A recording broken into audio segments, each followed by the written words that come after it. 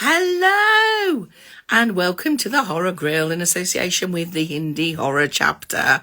This is a very early live because the guests I've got on today is in Australia. So I don't expect many people to be on, but it'll be on to replay later for everyone who has sent questions in for Mark. So you can catch up. It'll also be on my YouTube channel. And there's Mark. I'll just add him in.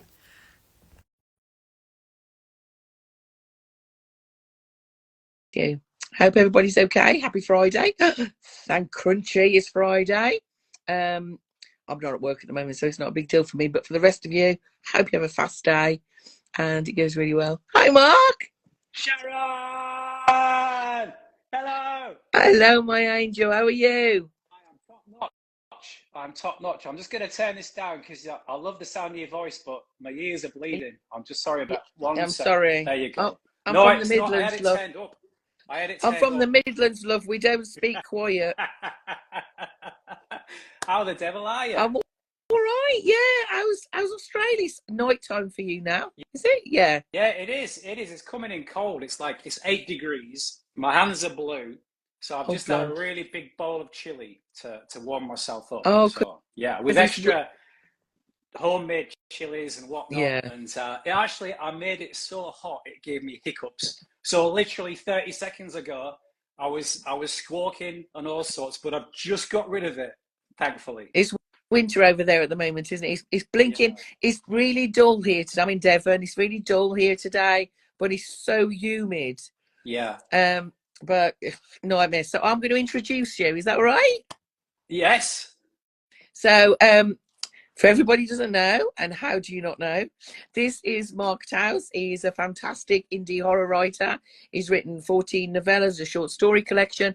His debut novel, which we will be talking about, which is exceptional, and has been published in over 200 journals and anthologies.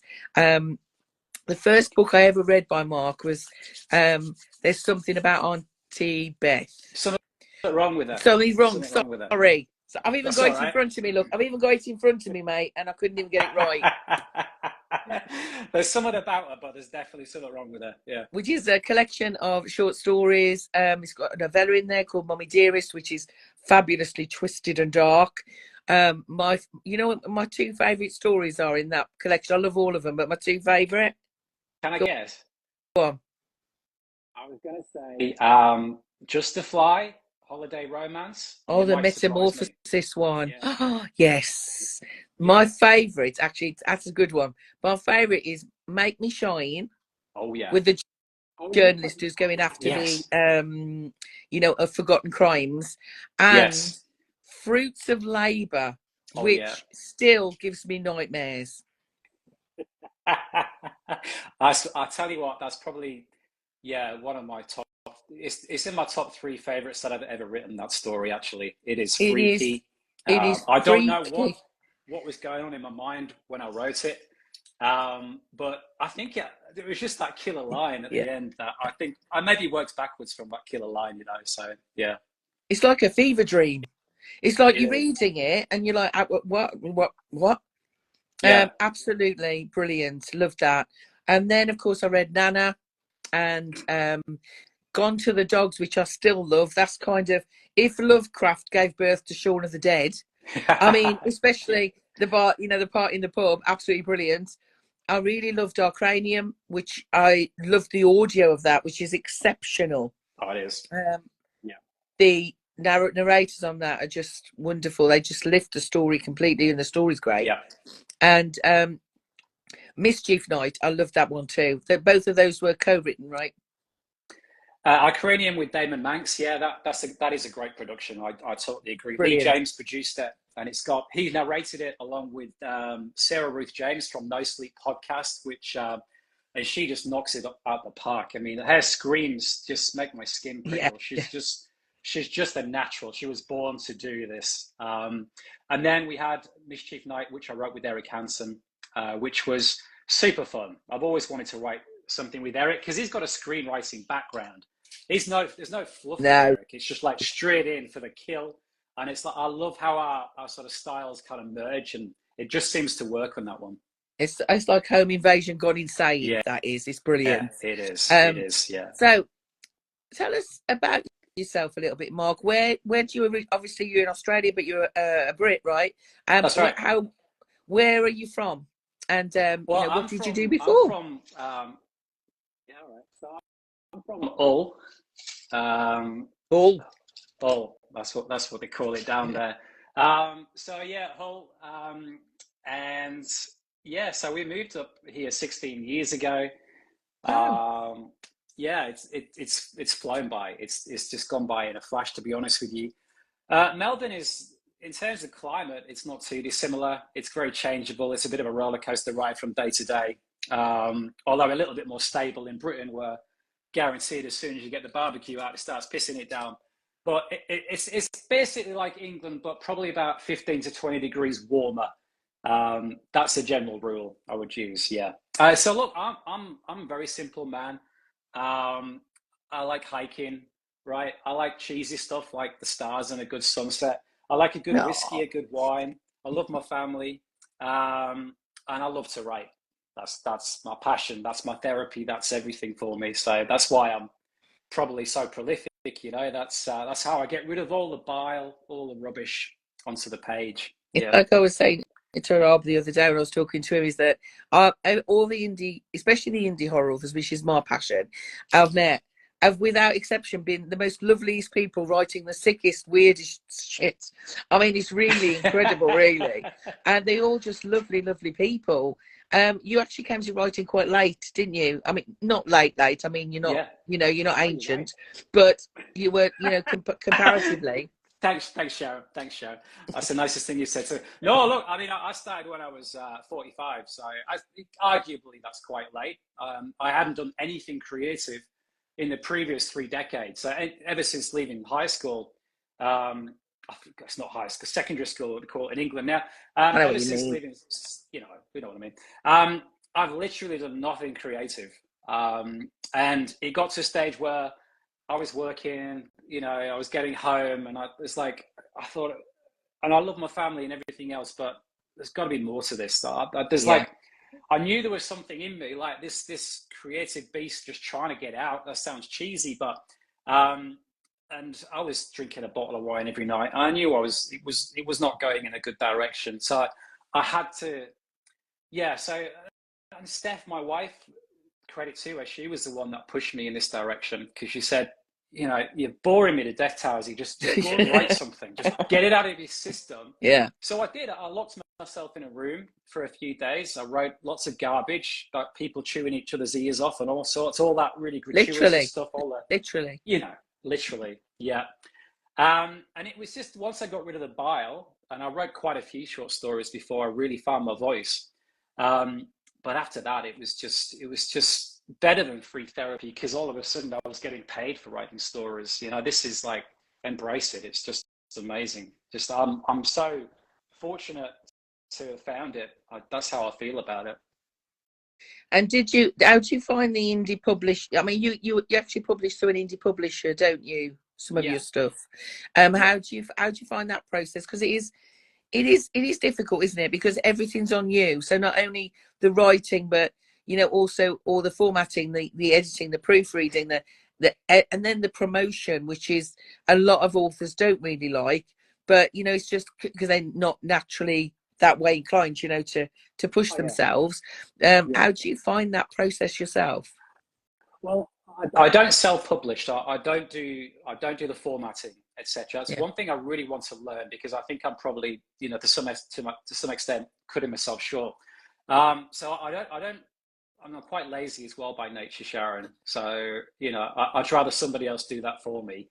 Um, but look, yeah, look, I use my mother as my first editor. She's read everything I've written, everything, like, believe it or not, yay, But fortunately, that's mom. brought us, yeah, go on, mum. It's actually brought us really, really close, actually, over the years as well. So that's been another.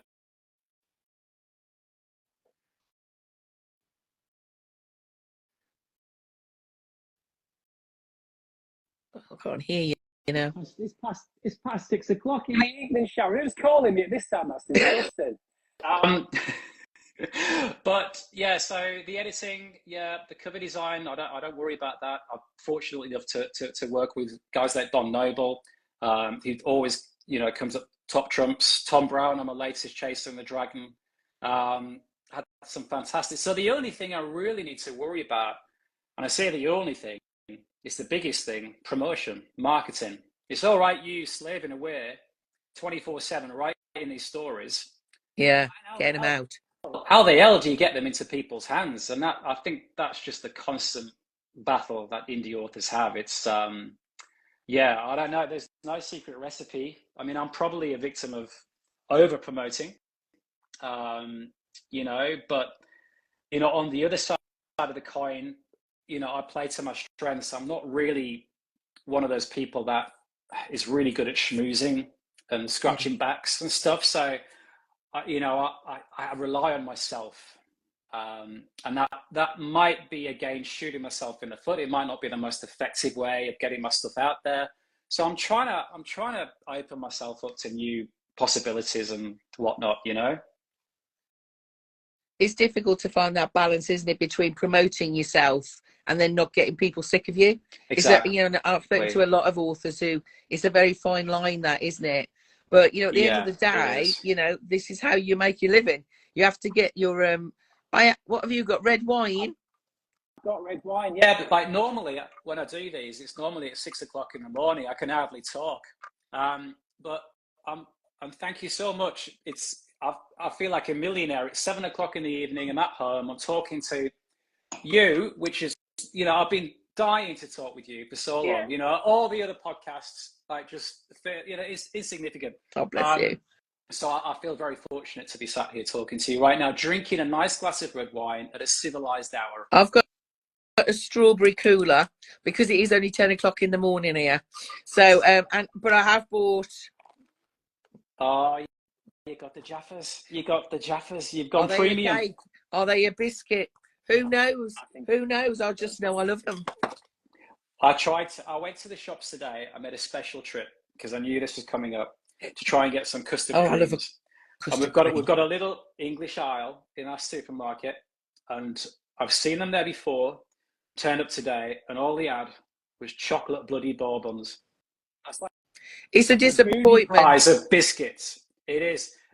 They're always the ones left out. They're always the ones going stale at the bottom of the barrel, or the last to be selected in the selection box. Out little crusty turds. That's how I think of them as. So I didn't get them. I'm sorry, but there you go. Oh, I, my friend Claire's on here at the moment, so she said I need a malted moo, malted milk biscuits. Me and Oh, Claire have a long history with that. We've been friends for 34 years now, so we have yeah. to stay friends, otherwise we'd have to kill each other. But so yeah, malted moo. Yeah, I'd love one of those in a cup of tea. Then a cup of tea. You just got to get the dunking just right, because if you just over dunk, you're screwed. You're Always have fishing it out always in the have a tea. spoon. Yeah, Always have a spoon ready just yeah. in case. I remember Now I that. want to. That's. Oh, sorry. Go on. No, I was gonna say. I'm talking about horror, are we? But the scene with Peter Kay and the hobnobs. Do you remember that one? I Yeah. don't like hobnobs. I don't like hobnobs. No, I No, don't think so. I don't. No, they give me and heartburn.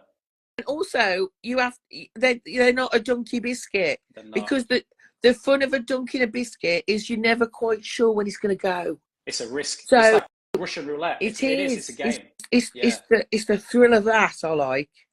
It's like getting to the E on my car in the petrol tank. How far can I push it? How far can I push? Let this Before I biscuit hang in that. actually have to push it. Yeah. Yeah, We, exactly. we live very sad lives, don't we, Sharon? But anyway, Well, some would say we live in I'm the best life, darling. I think you're right. I think you're right.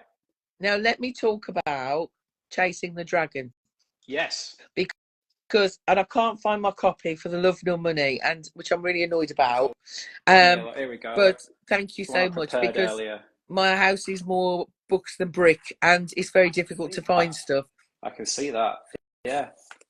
Love this one. The leotard. Oh wow, yes. Yeah. I mean, this was your debut novel, wasn't it, Mark? Yeah. After all the novellas and stuff, and I was very happy to arc this for you. I thought this was the best work you've ever written, and Thank you. that's not blowing smoke. It's just it's visceral, and dark and twisted and heartbreaking. Simon is, if nobody knows about this book, it's like a crime noir thriller kind of feel to it. And it's about Yeah. this man who decides to save his town, which is, you know, festering in apathy and hopelessness. And he Yeah. decides to become kind of like a superhero, Yeah. reformer. Absolutely. Yeah. Reformo. Yeah. Um, I just found him such an engaging character because there's almost like a childlike innocence to him. That, and we all know that if children could rule the world, they would destroy it. And that, in a way, is what he does. He justifies what he does for the greater good. Yeah. But the way that you describe a town, the apathy and the hope, oh my, it's just beautiful. It's a Thank you. beautiful, Thank you. beautiful book, even though it delves into some really dark Yeah. places, I think. And what was your inspiration for that? Was it a superhero thing or the apathetic thing or just the horror? No. Look, I mean, I think it's quite deceiving because if you look at the cover, Yeah, I think that's what maybe puts a lot of people off is that it's got this, vision of it being like a superhero book. Now, yeah, this is far from it. That's just like a byproduct of this yeah, trauma that Simon has lived through. You know, he's yeah, trying to run to escape, his dead mother's voice. yeah, End the chaos, end the chaos, and the only way that he thinks he can do that is to try and tidy up the town and try and end the chaos overall. But the inspiration behind it, I mean, the first half of that story is me on those pages. I grew up in that household. oh wow, My mother was, and now we've grown close recently, so I don't know whether she'll watch this or not, but what the hell. It was a case of she ruled with an iron fist, and the atmosphere was intense always. yeah, It was just like always on a tightrope. Which way was she going to go? yeah, And if we left crumbs on the counters, if we left cups out, if we left like dirty washing on the floor, not exaggerating, the entire weekend would be ruined. If somebody parked outside of our house, if she could hear loud music, the thrumming bass coming from a house across the road, that's it. It's game over. So that was a very oppressive household to grow up in. I wasn't allowed friends around. I would go and stay at their houses, but they would never come to ours. And it sounds like I'm exaggerating, but I'm not. But there was this one time where we were allowed to bring ice cream into the lounge. Like we'd never normally be allowed to bring food into the lounge. It was a special occasion, this. I remember being so frigging nervous, and it was just a little bowl of ice cream, and I remember the ball just bloody shaking in the hands, and I was saying, "Don't drop this, Mark! Don't drop this, Mark!" And what did I do? you dropped Bloody it. dropped it all over the floor. Of course I did, yeah. And as predicted, the night was ruined. It was just she was just, I don't, because she was one of six sisters. I think she has just all this anxiety, and I think I wanted to project that in the book, that even these villains are flawed. There's trauma pouring Yeah, through every single one of these characters, and that's what I wanted to represent. I didn't want to, produce an out of the box superhero and stereotypical villains. I wanted them to have no, some kind of, you know what I mean? They're all the sort of the empathy, the pity, the anger. And it's I think just by it's making, generational trauma, isn't it? And that's what it is. And so people are acting out what they knew backwards. I grew up with an alcoholic father, so I do understand where you're coming from with this. And it's very difficult yourself to get to that point where you want to stop that. I'm the one who stops that. That's not going to go on with my children. And yeah, so it and is. whenever I find myself going down that road, it's like whiplash straight back, get out of Yeah, it, get out of it, because it's inevitable. We're a product of our we are. childhood influences, and as is Reformo. But I just wanted to make I wanted to make it raw. I wanted to make it easy to access, and just it is not a book about a No, superhero. It is a book about, as you said, generational trauma, trying to escape that. That's really what Chasing the Dragon is all about. and I love him. I love his internal monologue.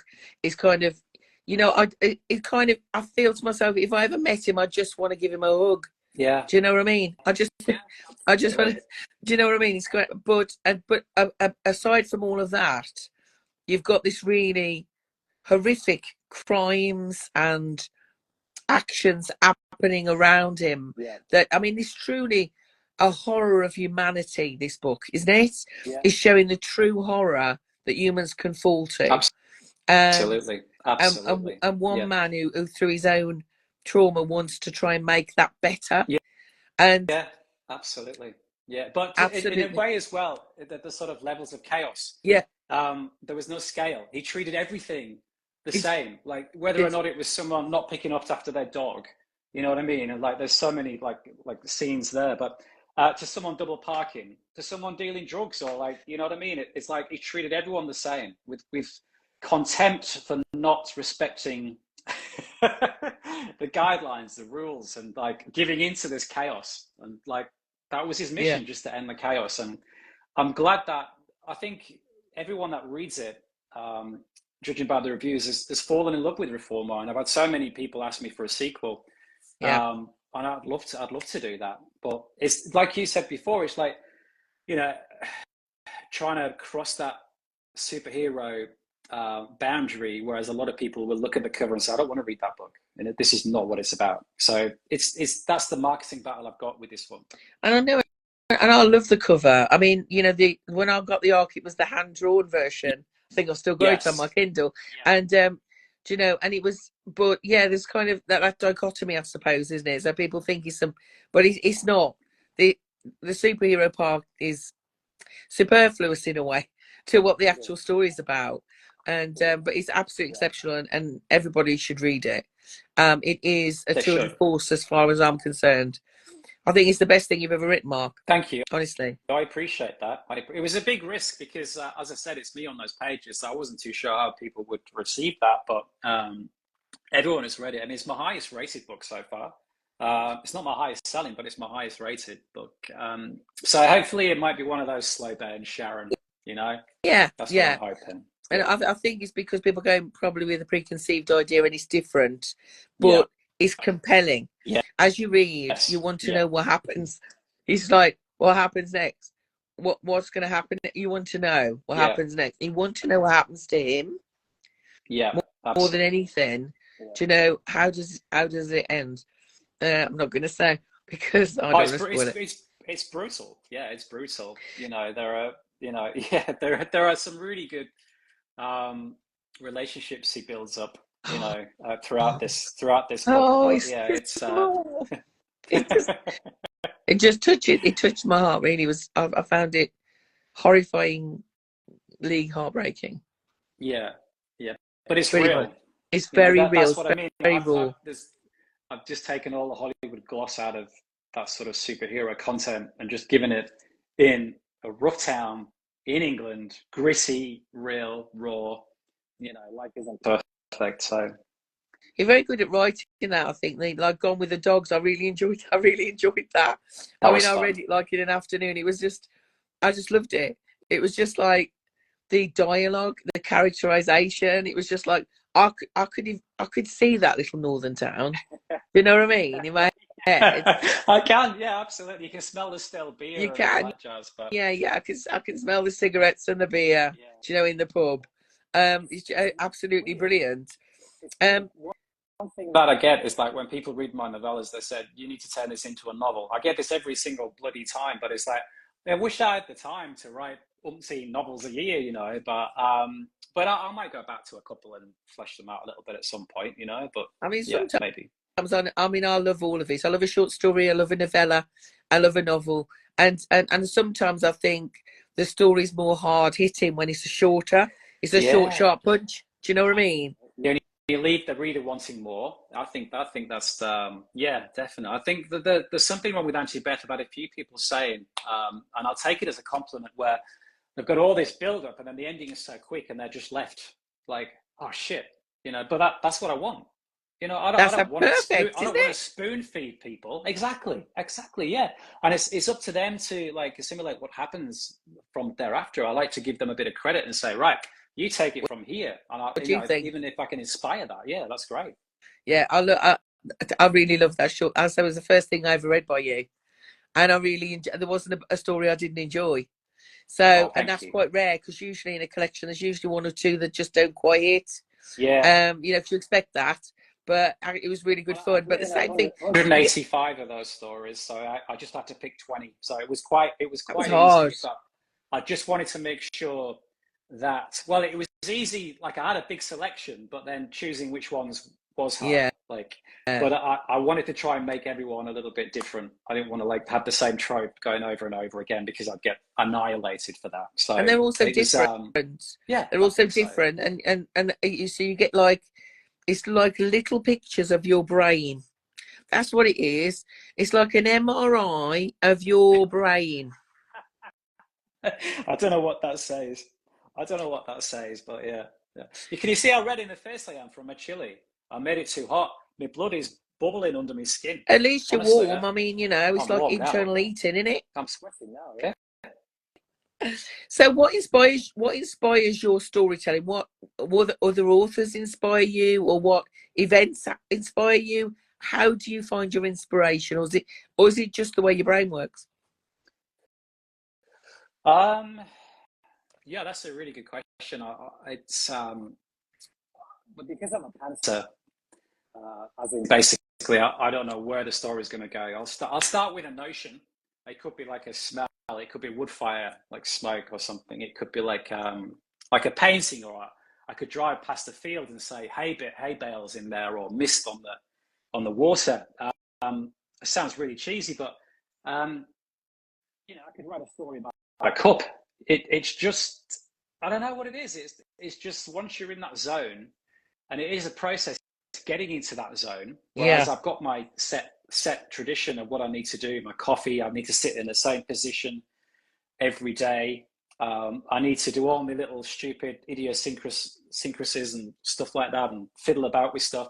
But once I sit down, I'm in that zone. An hour later, I'll start typing. I'll lift my head, and like 7 hours have gone by, and I've got a story, and it's weird. I don't know. I don't know what happens.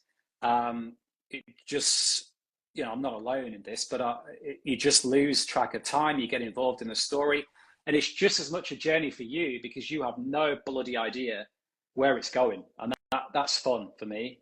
If I knew the last line or the last chapter, or if I had like a bulletin board with all the different chapter plots, subplots, it just wouldn't be fun for me. Um, and I think that's what keeps the story alive.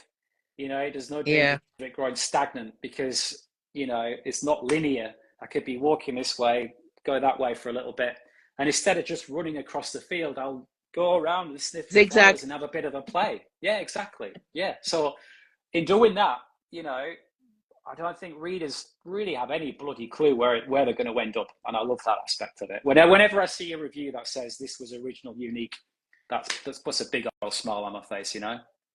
I find the process of writers is so interesting, and you're all so different.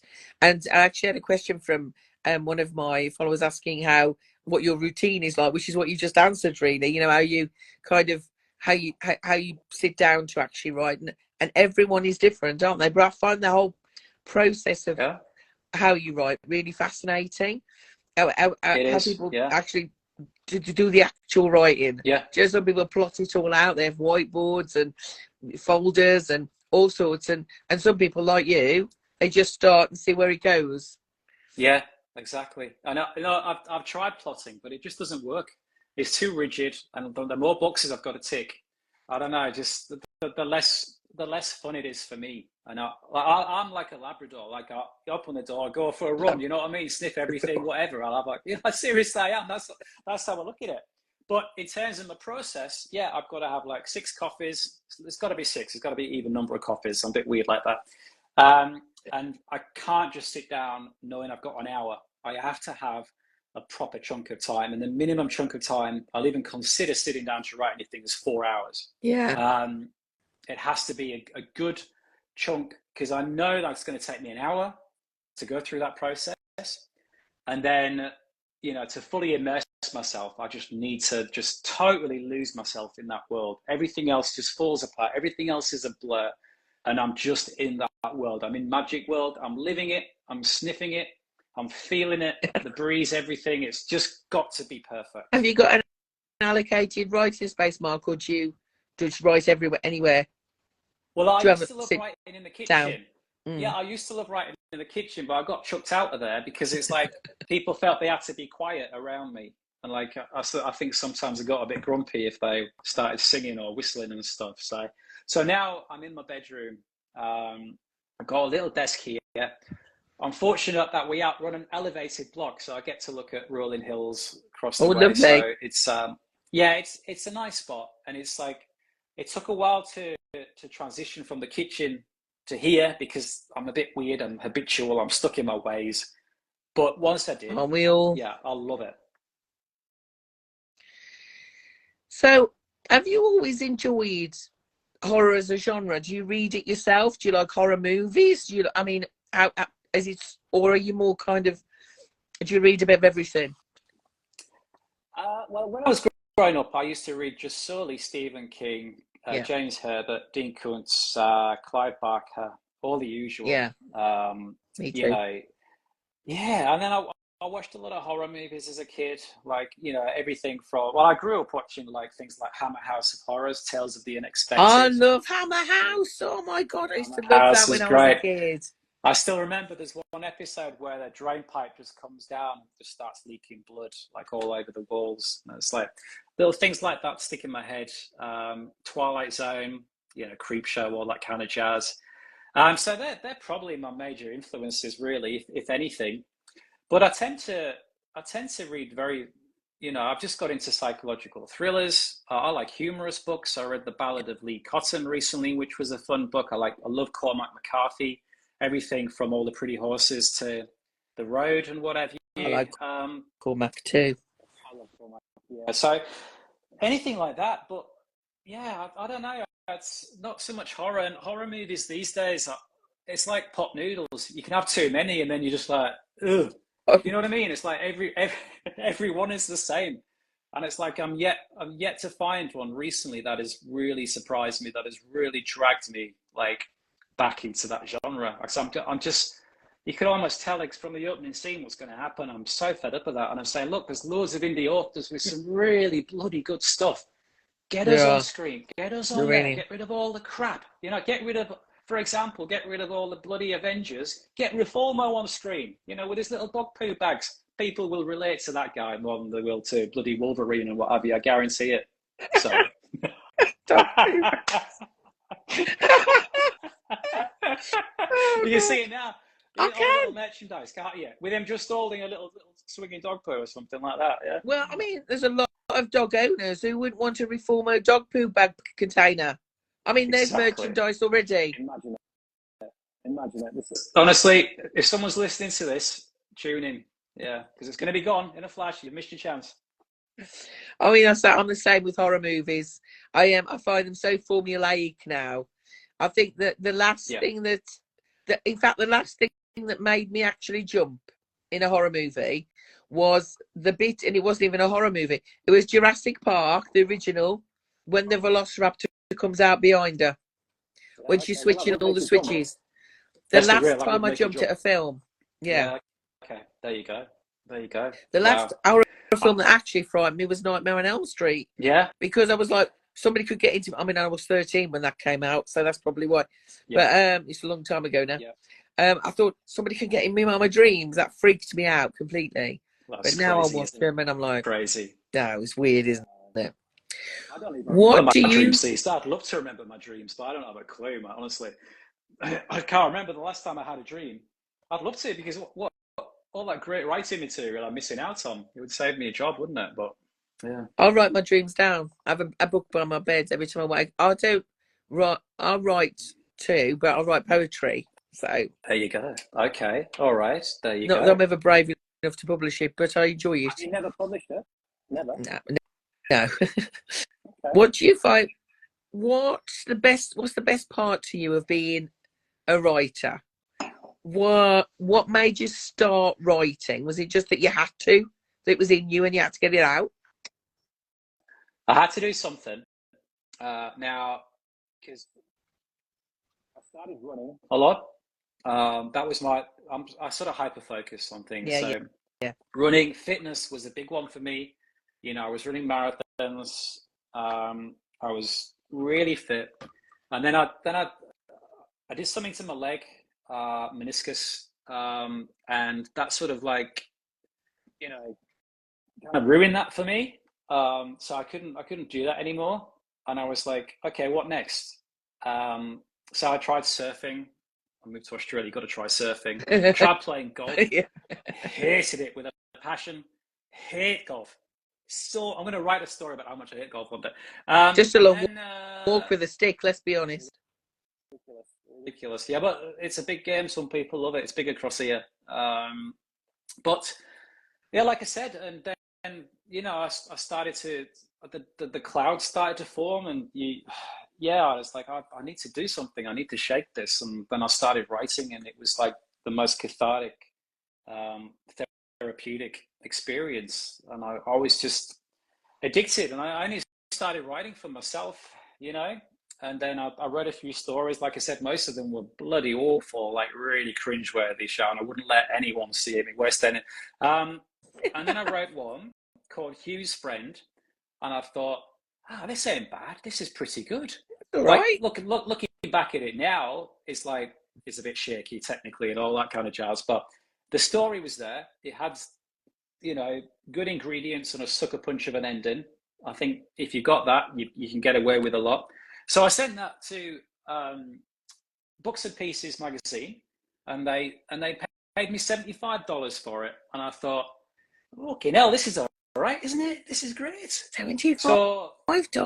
Wow. 75, but You're it could fair have been fun. gold bullion.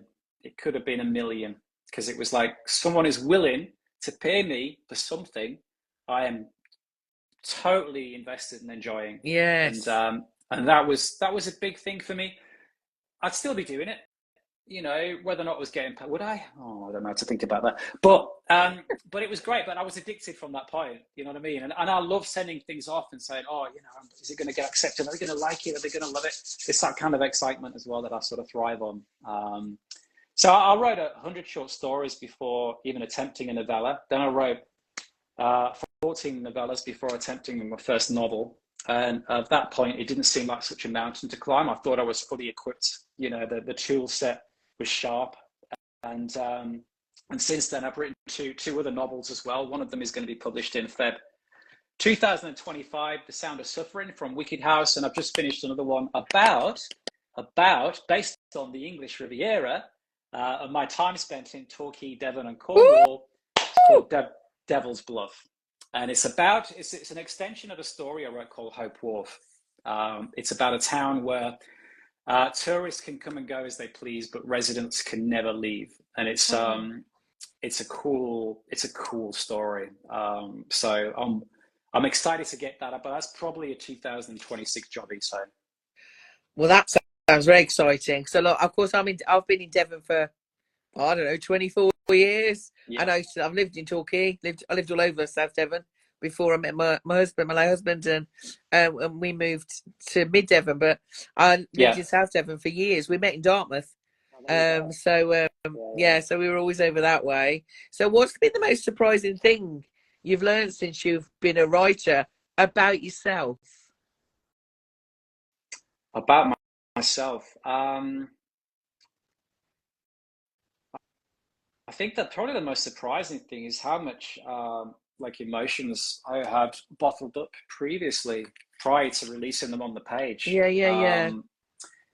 And I think I'm not alone in that really, especially in, being a man. It's like I found this release because it's not something you talk to your mates about. It's not something, but I just found this was a way I could be really raw and honest.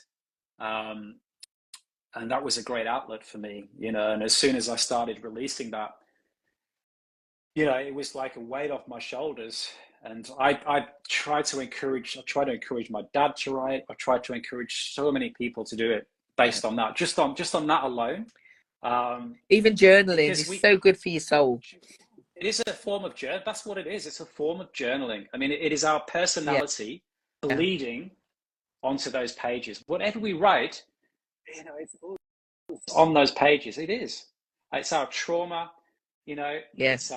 it's our joy, it's our fears, Yeah. everything. And I think it's just something that men especially don't talk about, and they keep it bottled up. But for me, it was just like taking the cork off and just unleashing, and it was like, it's brilliant. I read a awful statistic the other day that the highest rate of unaliving, I'm not sure if I can say that word online, Yeah, is young men yeah, between yeah. 16 and 24. It's the highest rate in the world.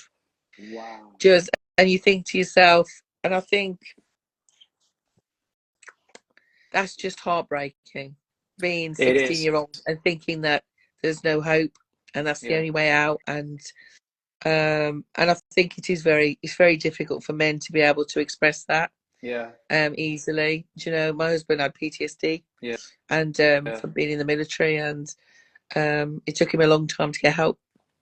But when he did, he started journaling and he found it very, very useful, very cathartic, very good to get the stuff out. It made me promise faithfully I wouldn't you can. read it. Did you read it?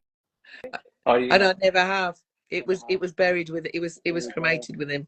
oh wow. Okay. All right, there you go. I think there's just so much pressure, especially on the youth. It's like, Yeah, but if you can just take that mask off and just be real with yourself, and writing stuff down, it's something you can do in private. You're not exposing yourself to any ridicule or judgment or anything. yeah.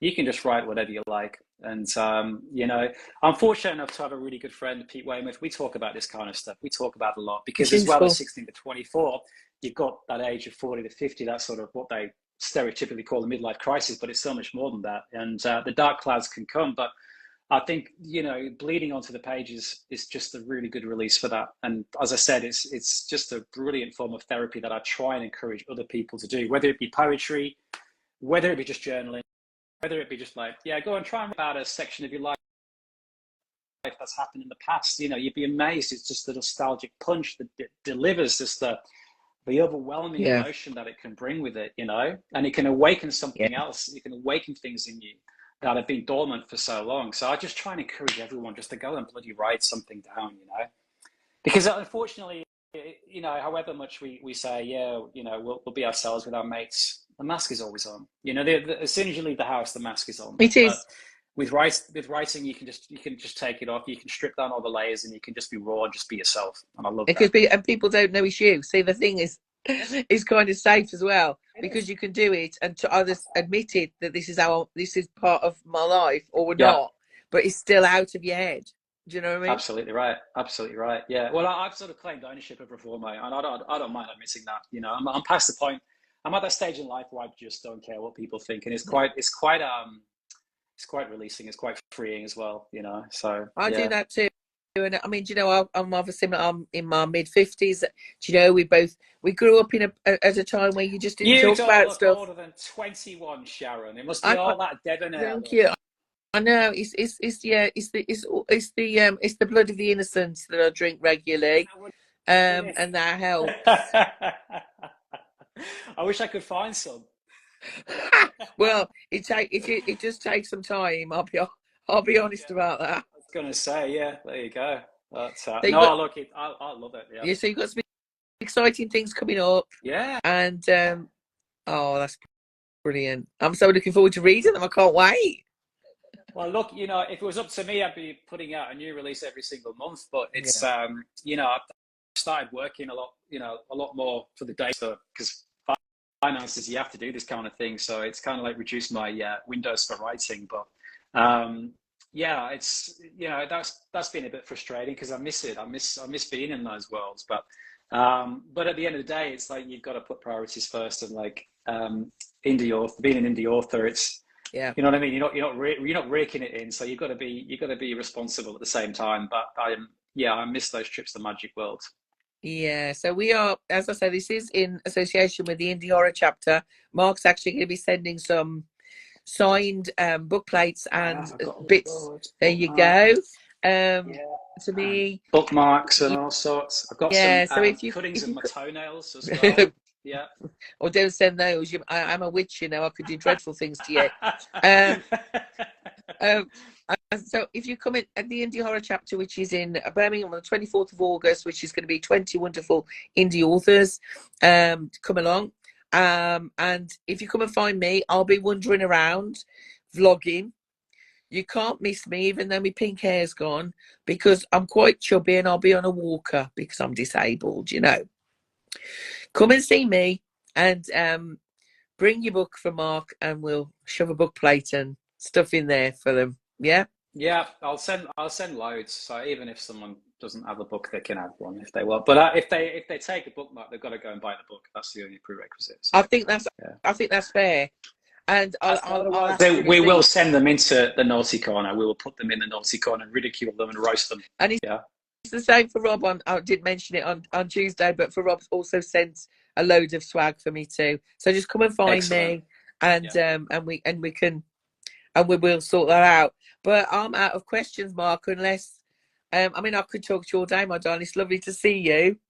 I know. I've been looking forward to this to sign. It's over in a flash, isn't it? I know. I hope it hasn't been stressful. No, it's been very easy, Sharon. Very easy, done.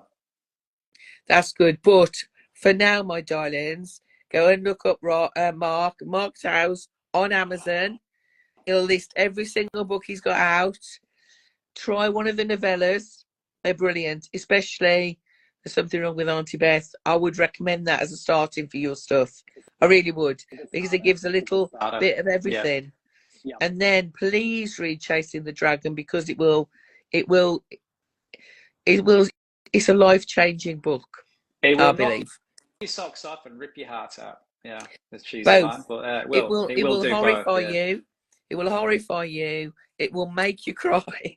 It'll make you feel guilty, and it'll also make you feel a yeah. bit grubby, but in the best way. Yeah, absolutely. Yeah, and it'll make you feel good about yourself. It'll make you, you know what I mean? It's kind of uplifting in a way, isn't it? It is. You know what I mean? Because it is. You can relate to them, and it's like it's a lot of these characters you can't relate to, but I've just tried to make it so relatable and so raw, and it's like, yeah, he's a hapless fool, but we love him. And also the people in it, the people around him, you know, all of the even the criminal element to a certain degree. Often it's an extreme version, but we've all met people like that. Yeah. You know, we have. Yeah. Yeah, and I wanted to humanize them by giving them like names like Bumfluff and Butterballs, you know? That's like part of it, you know? It's like, yeah, just sort of strip away that, they're very real, strip away the Hollywood gloss and give an insight into, you know, their traumas and their past, yeah. Yeah, so please read Chasing the Dragon. It's absolutely fantastic. I just loved it. It's one of the only books in this year that I've read twice. Oh, you've read it twice? You're kidding me. I read it as an arc for you. That's awesome. Yeah, and beautiful. Then before it was released, I read it again. Fantastic. Thank you so much. It's one of the only books this year that I've read twice. That's beautiful. And it takes a reread. You know, sometimes you'll read a book and you'll think, okay, that's brilliant, but you don't want to go back to it because it's left you feeling that kind of, you're full, you don't need it. I get it. Yeah, you can go back in there, and the second time I read it, I saw other things. I read other things. I experienced other emotions. So it is one of those books. I think there are a few layers in there as well, definitely, yeah. And it's like, you know, I always thread everything with a dark sense of humor. You've read most of my stuff, so you know I love incorporating humor into that kind of stuff. Yeah. So very darkly humorous, yes. But I think it can be, it can take readers by surprise if they're, and you know what I mean, if they're reading and they're laughing, and then all of a sudden something really sort of brutal and drastic happens, it sort of takes the floor away, and all it's of a sudden a horror onion. I shouldn't be laughing at this. Yeah, exactly. It's a horror onion. You're right. Yeah, I love it. That's a good way. So it's like, you know, and you take off each kind of fetid layer, and you find something else. Exactly. Yeah. And it turns into a beautiful rose onion. So it's kind of absolutely. It is. Yeah. And there's hope. There's always hope. But anyway, my darling, thank you so much for joining me. It's been a pleasure. Have a beautiful evening and a gorgeous weekend. I will. You too.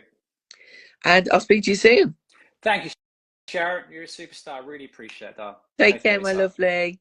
Bye for Bye. now.